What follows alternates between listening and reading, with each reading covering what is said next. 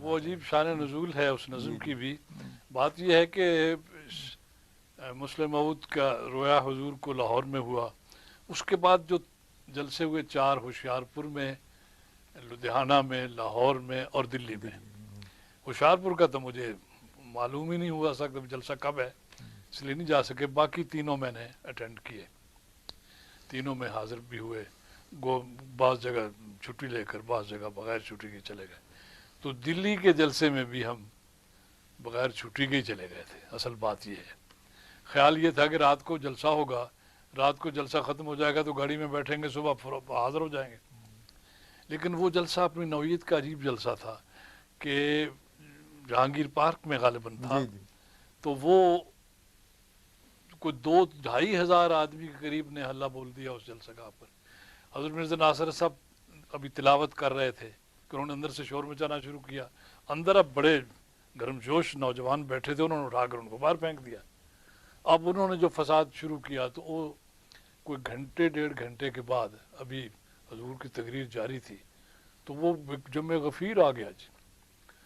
انہوں نے پہلے چھوٹا سا پتھروں سے حملہ کیا، ادھر میاں احمد تھے اور چودھری مشتاق احمد باجوہ تھے، ان کو زخمی کیا. وہ عورتوں کے پنڈال جو عورتوں کا وہاں نگران تھے وہ.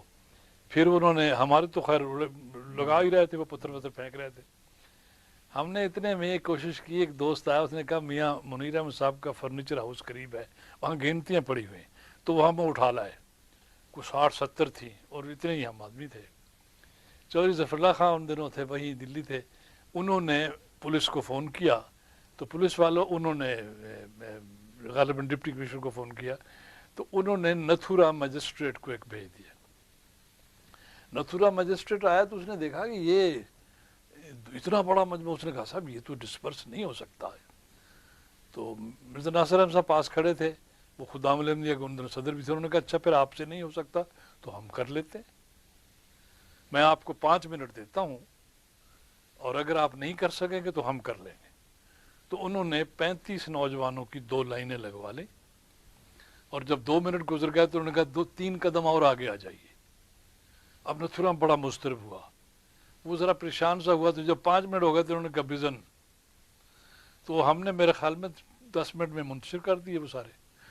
اس دن لاؤڈ سپیکر بار بار خراب ہو جاتا رہا. مجھے اچھی طرح یاد ہے حضرت صاحب نے فرمایا تھا کہ اگر آج لاؤڈ سپیکر میرا ساتھ دیتا تو میں دہلی کو ہلا دیتا. اچھا اتنے میں مغرب کا وقت ہو گیا تو خبر آئی کہ وہ ہارڈنگ لائبریری کے چوک میں جمع غفیر غیرندیوں کا کھڑا ہے اور وہ اب عورتیں جب جائیں گی تو ان پہ حملہ کریں گے. تو حضور نے اعلان کیا کہ وہ نوجوان جو مرنا جانتے ہوں وہ آئیں اور اپنی ماؤں کو اپنے گھروں میں پہنچائیں. تو وہ مجھے یاد ہے کہ پہلی بس جو تیار ہوئی اس پہ ہم 4 آدمی تھے، میں، میرا چھوٹا بھائی، ملک طاہر الرحمان چھت کے اوپر اور ناصر الدین محمود پیچھے، وہ آڈیٹر جو تحریک جدید کے تھے. تو ہارڈنگ لائبریری کے چوک میں جب ہم گئے، ہم مڈ گارڈوں پہ کھڑے تھے، ملک صاحب اوپر تھے، تو وہ اپنے تھڑوں کے اوپر کھڑے تھے. انہوں نے ایک نے میرے لاٹھی لگائی یہاں زور سے تو وہ کچھ 4-5 ٹانکے کا زخم بھی ہوا. میں نے اسے ہلایا، اندر تھوڑا سا کیا تو ایک خاتون نے اپنی ساڑی یا اپنا دوپٹہ پھاڑ کے باندھ دیا. اس کے بعد ہم نے کہا کہ ملک صاحب، انہوں نے آغاز کر دیا. انہوں نے کہا ٹھیک ہے آپ بھی شروع کر دیں، اور وہ بھاگ گئے جس سے بھیڑیں بھاگتی ہیں. تو یہ اس پہ 2 دن گزر گئے. جب تو کلدیپ سنگھ چترتھ ایک زیرے کے اسلام الدین تحصیلدار صاحب کے دوست تھے، انہوں نے اس کو فون کیا یا تار دیا، جو بھی کچھ ہوا. تو بھئی وہ ثاقب گیا تھا اور اس کا پتہ نہیں، اس نے بغیر چھٹی کے گیا ہوا ہے. میں نے کہا تو دیا ہے اے آر کو، لیکن کب تک پتہ نہیں، اس کا پتہ تو چلنا چاہیے. ہم وہاں جب شام کو ہوئے تو پولیس نے ہمیں پکڑ لیا 107-151 میں. کوئی 19 یا 21 ہم تھے اور 80 سے زیادہ وہ تھے.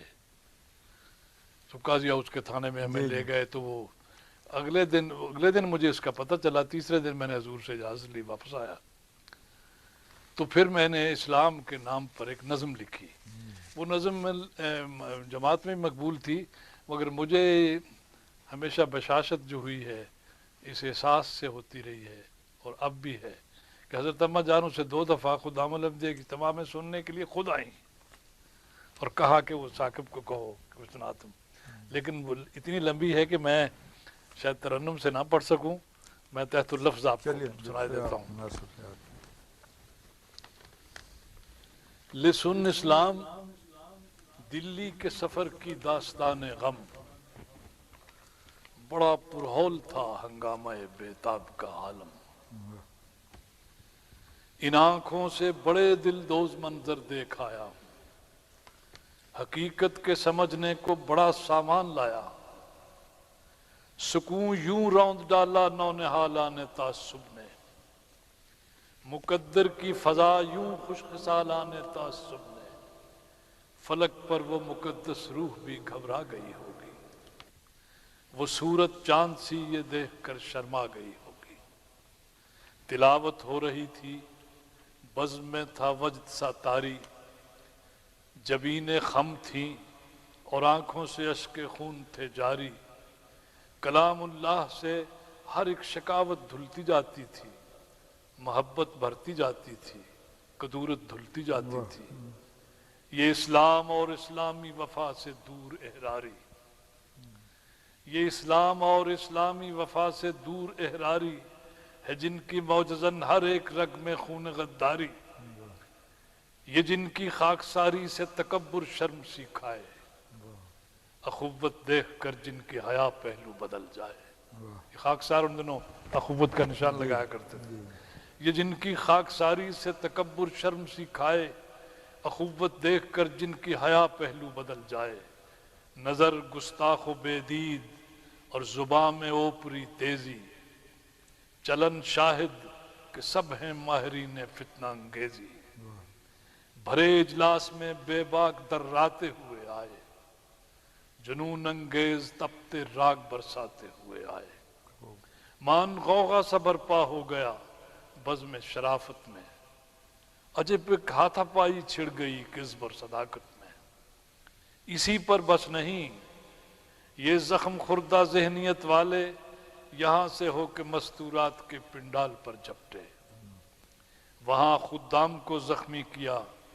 ہاں ان جوانوں کو جو بے بس زخم کھا کر تک رہے تھے آسمانوں کو، جنہیں یہ حکم تھا بس زخم کھاؤ اور دعائیں دو، خوشی سے وار جھیلو مسکراؤ اور دعائیں دو، وہ بھوکے شیر دل میں 100 پیچ و تاب کھاتے تھے، وفور غیظ سے چہروں پہ رنگ آتے تھے جاتے تھے، وہ تھے مجبور ورنہ یہ جوانان ہنسی کیا تھے، شجاعت بھول کر پھٹکی نہیں جن سے کری تھا کیا تھے، یہ سارا دن اسی شور و شغب کے دور میں گزرا، یہاں تک اٹھ گیا ہر چیز سے خورشید کا پہرا، دریچے توڑ کر تنویر کے یوں شام در آئی، دھندھل کا چھا گیا چاروں طرف ہر شکل گہنائی،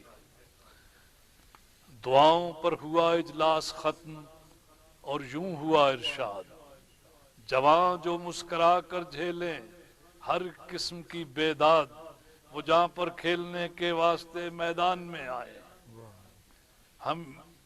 ہمیں جہاں پر کھیلنے کے واسطے میدان میں آئے، حفاظت سے گھروں میں قوم کی ماؤں کو پہنچائے، وہ بتلا دیں ہمیں احمد کے دی پر مرنا آتا ہے، ہمیں ناموس کی اپنے حفاظت کرنا آتا ہے، یہ سن کر بزم آداب میں مان ایک شور سا اٹھا، شجاعت کے دکھانے کا نیا آیا، وہ جھپٹے عورتوں کی لاریوں پر شان و شوکت سے، بدل کر پینترے کرتب دکھائے خوب طاقت کے، مگر ایمان والوں سے تصادم ہو نہیں سکتا، مگر ایمان والوں سے تصادم ہو نہیں سکتا، وہ آئے غیظ میں بفرے ہوئے لیکن ہوئے پسپا، پچھاڑا سینکڑوں کو اس طرح ان نوجوانوں نے، زمین تو ایک طرف دی داد ساتوں آسمانوں نے، پچھاڑا سینکڑوں کو اس طرح ان نوجوانوں نے، زمین تو ایک طرف دی داد ساتوں آسمانوں نے، یہ منظر دیکھ کر دوڑی شجاعت منہ چھپانے کو، کہ اب مردانگی راس آ نہیں سکتی زمانے کو، اگر اسلام کہتے ہیں صداقت کے مٹانے کو،